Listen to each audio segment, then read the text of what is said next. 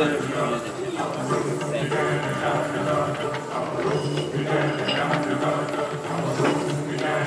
je fais une petite présentation.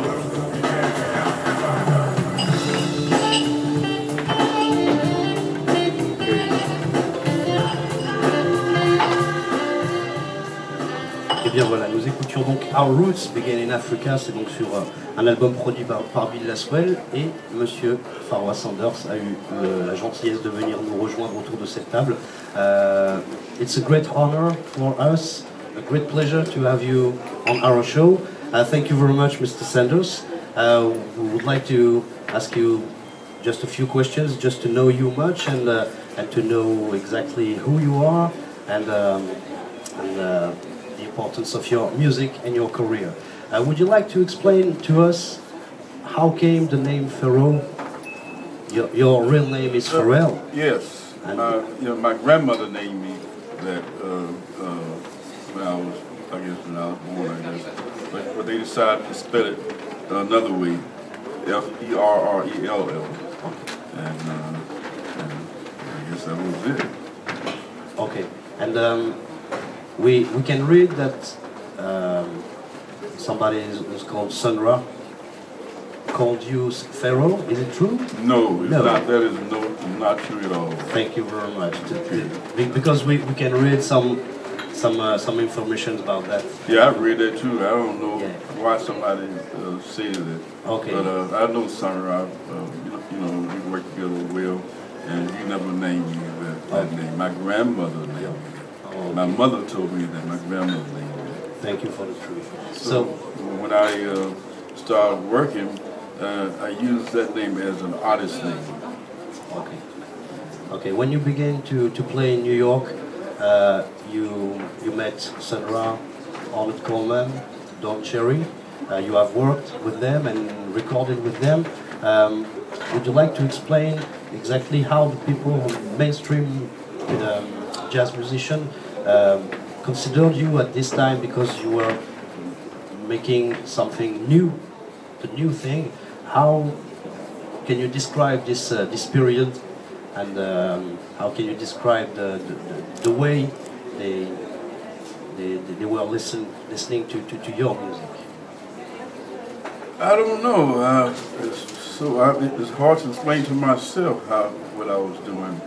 But like I said, I came to New York City and I worked as a chef, cooking and things like that, and doing some work like painting houses and stuff like that.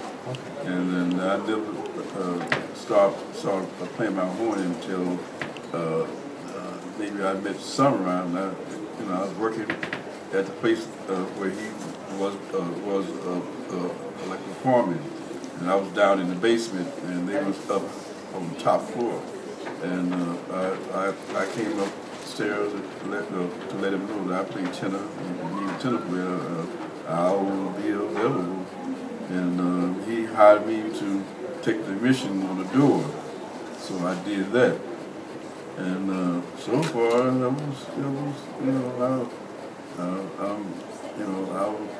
grateful. I'm here alive, and at the time, I don't know, it just seemed like I had to do all those things to really start playing my instrument and work, do some other work, like I said before, chef, and doing some painting houses. And that's, and I gave blood, made money, giving blood, $5, and I would go to the movies and stay all day long and sleep. And I had no place to stay. All right. And you met after that John Coltrane. It was an important. Well, after that I met Don Cherry, and I worked with him for a minute. Yeah. And we talked a bit about playing together. So he liked what I was doing, and I kind of liked what he was doing. And, that was at that time. Okay. And when you worked with all this kind of people, can you say that you have influenced them and they influenced you, or They sort of like, influenced me. I don't know what I influenced them. I don't know. No, but I like what I heard and what I was doing at the time. And like, even at the time, working with Don Cherry and people, I still didn't have a place to stay, so I had to work, try to survive, in New York City. It was cold and it was snow and all that. So. I know that. All right, and after when you worked with John Coltrane, you met Alice Coltrane. Was it the beginning of the world music influence? You began to put Indian influence, African influence in your music. Can you explain this? Well, I met John Coltrane first. I hadn't met Alice Coltrane at all. I didn't know anything about her. I met John Coltrane and we talked for a bit when he was traveling on the West Coast in San Francisco, and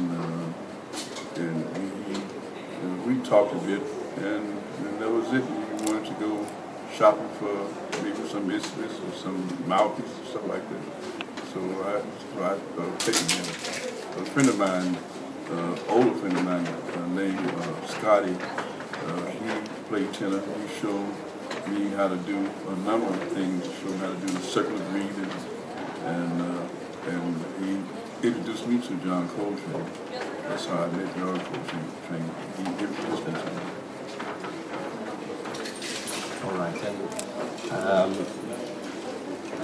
you have recorded a lot of albums in Impulse Records, a label called Impulse Records, and after that you have recorded an album for Strata East. Do you remember this period, Strata East? I think I do. It was a label owned by Stanley Cowell. Yeah, and Charles Tolliver. It was a label with a lot of spiritual jazz influence. Do you remember some details about this period? We had Billy Harper here, Cecil McBee. We know that you have worked with Cecil McBee. Do you remember some details about these records and this period where a lot of jazz musicians take the music of Coltrane and developed this one? Very little. Really? Yeah. Okay, long time ago. Yeah. I'm sorry. Okay, but nowadays, now, do you still make a lot of concerts?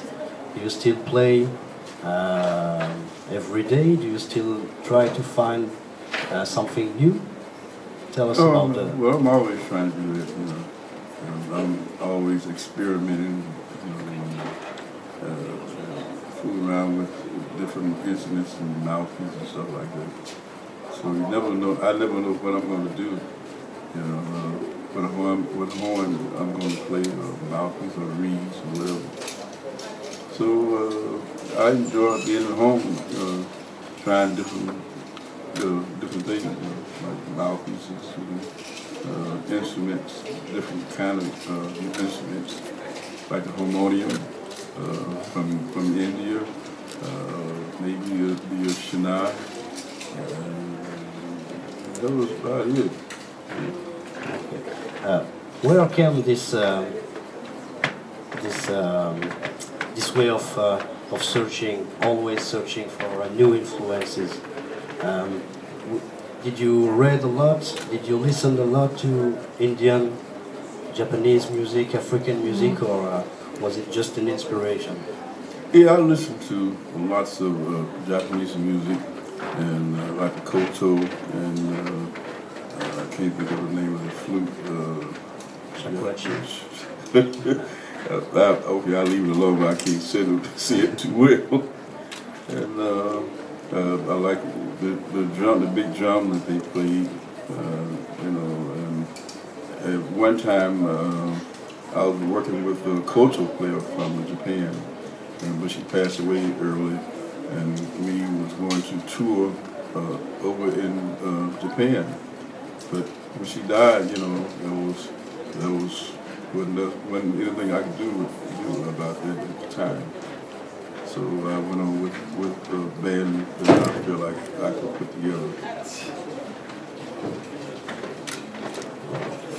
Do you remember the time when you played with Bill as well, and you have met some African musician with the kora? The kora, yeah. Well, I remember the time we went to Morocco, and I worked with the gambri and another double reed instrument that they played, and also they was singing along with me, and I went along. I just kept listening and learning and trying to be. We talked about a lot of collective ideas about things, and I went over there, and I really enjoyed it. So I would like to go again over there and play. Will you tonight play some of this stuff? Can you describe the way that you play today on the stage? I don't know what I'm going to do. You don't know what you're going to do? Okay. It's going to be a surprise for us. Yeah, no, me too. Yeah, for you too. So I don't know. I go. I mean, I love playing at the New Morning. That gives me a lot of inspiration and a lot of spirit. And so we come here to play some good music for you and some good energies. A lot of energy in music. So I never know what I'm going to do. You don't know. And the musicians do? They don't know. They don't know. They don't know. I don't know. They don't know. We just go and I guess the spirit tells us what to do. Okay. We have heard the sound check, and we have heard some influences. We don't talk about it to the listeners, but we want to thank you very much. We don't want to bore you, and we don't want to take a lot of your time. That's okay. I'm getting a lot of inspiration. The Dr. Leonard Smith. Yes, he came by, and that gives me some. It kind of scares me, somebody listen to me. I don't know what I'm going to do. But anyway, we're here to play, and that's what we intend to do. All right. Thank you very much, Mr. Sanders. We're going to let you go. We're going to let you go. We're going to finish this show. Thank you very much. We had, I said to the listeners, that we had someone very important in the history of jazz. That's my opinion. That's the opinion of the people who work here. We are very honored, and it's a great pleasure to have you. And we hope we have celebrated your music and your career as well as it should be. I can be useful and all that, so I'm still trying. Thank you for asking me. Thank you very much. Thank you very much. Thank you. And a long trip to your inspiration and to your music. God bless. Thank you very much. God bless. Thank you.